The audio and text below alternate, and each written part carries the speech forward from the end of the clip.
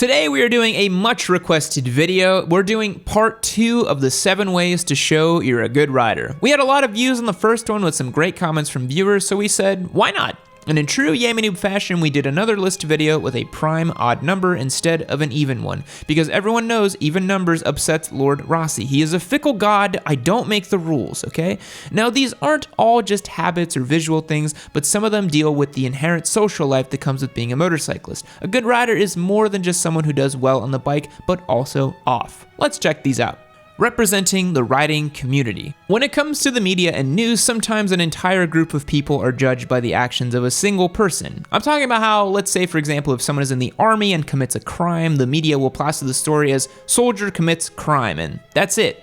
The one man has single-handedly represented every American soldier out there, and it's the worst thing for everyone. The same goes for a motorcyclist. I'm not telling you to stop doing wheelies, don't speed, or whatever it is you do. At the end of the day, we do buy these things to have fun. They are toys. I just want you to be aware that every time a car driver sees you on your bike, they're going to judge the entire two-wheeled community based on your actions. If you end up doing one of the 7 signs of a bad rider and someone sees you, riders will now be seen differently by that witnessing car driver. In the best way possible, represent the riding community. A good rider won't try to cause accidents or have near misses every day. Show other people that motorcyclists are responsible and capable. We're just normal people. We just like having fun on 2 wheels. Don't make every ride's purpose for stunting and squidding and showing off. Up next is using proper hand signals and turn signals. We've gone over this a couple times, but the use of proper hand signals will help your fellow riders and the cars around you. The basic signals for left turn and right turns are taught in driver's ed, so using them on a motorcycle should bring back some memories to the normies. When you use signals, you're showing that 1, you actually care, and 2, that yes, these exist. You're not forcing everyone else to try and understand what you came up with.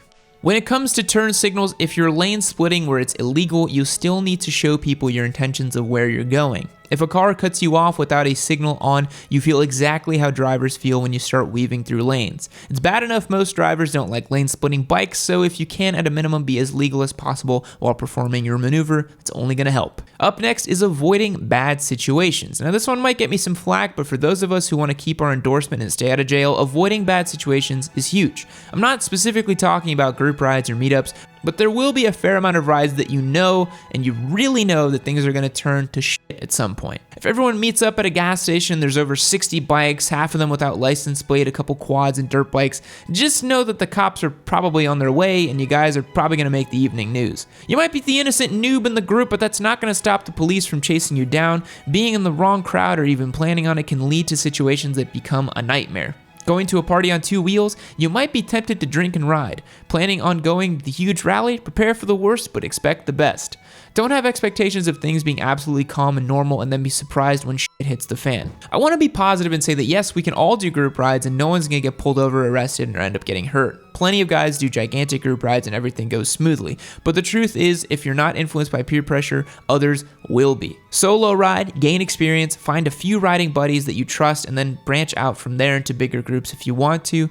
You can cause just as much hell alone as you can in a big group, but once you're in the squid for all that shuts down the freeway, you're probably going to wreck or get caught by the police. All that negative energy starts to put motorcycles out of reach for people. And honestly, in my opinion, I don't really love doing huge group rides. It's never been a big thing of mine. I like riding a group of 3 or 4 at most.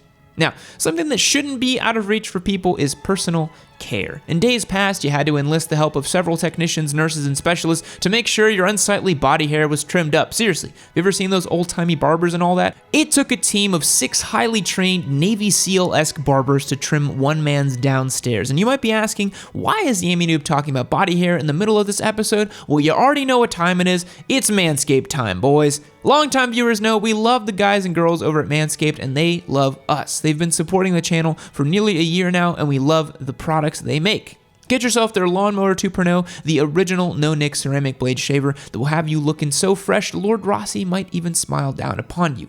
Right now, fans of the Yam get 20% off by using the code YAMMIE20 at checkout, and I also highly recommend you go and check out their subscription package too, so you don't miss out on any replacement blades or products. Seriously guys, they've got ball wipes, crop preservers, foot dusters, everything a guy needs to stay trimmed and fresh.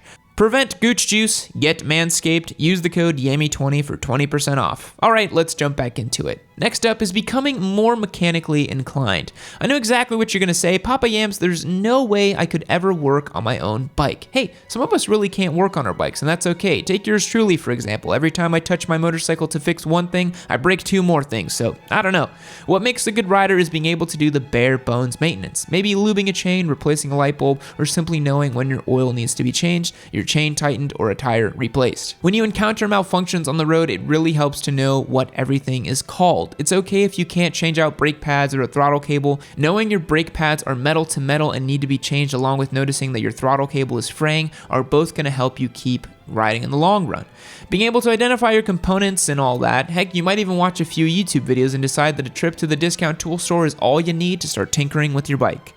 Whatever your mechanical knowledge is, you can and should always expand it. It's only going to improve your ability to act during emergencies, and it might even save you a few bucks if you start doing your own maintenance. Being able to identify problems before a ride could possibly save your life. If you haven't done so already, search YouTube for some common maintenance or repair items for your bike and just watch and learn what's being done to it. For those that are really willing to learn, you can also get a copy of your bike's factory service manual, as Ari Henning always tells us to do so, and I do think it's a great idea. This book will teach you how to diagnose, repair, maintain, and inspect every last inch of your bike. Perfect practice. Does practice make perfect, or does perfect practice make perfect?